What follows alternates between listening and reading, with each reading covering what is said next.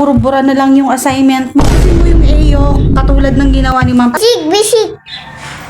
Tapos, Si Bobby, naman. Huwag mo siyang pansinin.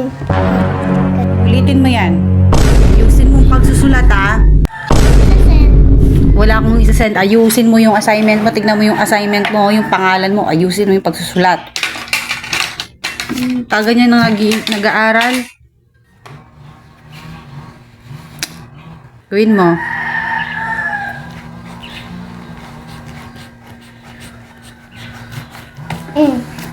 Oh.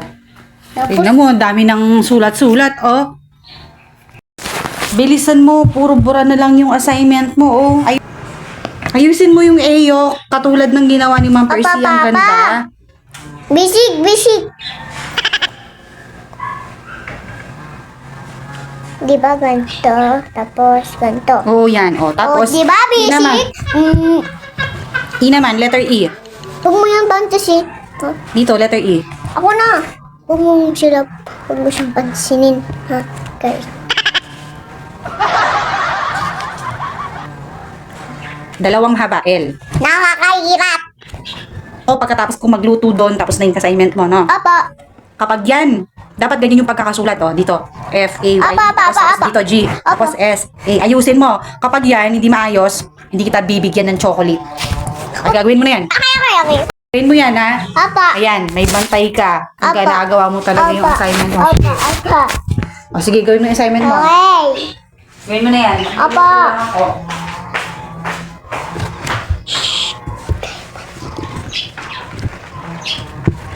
A few moments later.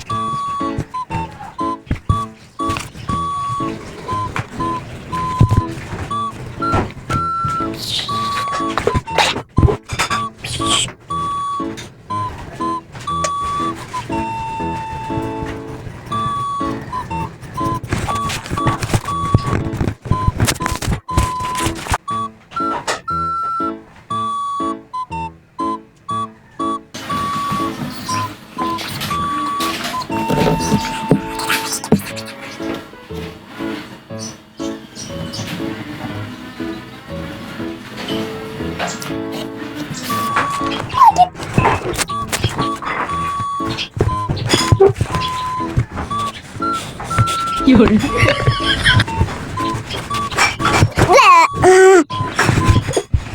Hello guys, magandang araw. Papasok na ako ulit. Dito sa labas lang kami mga kabekas. Dito lang aalis. At matatahimik yan ako. Kasi masaya ako. Kasi meron akong tama.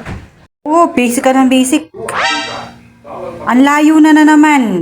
Permanent danger zone ng Canlaon. Di na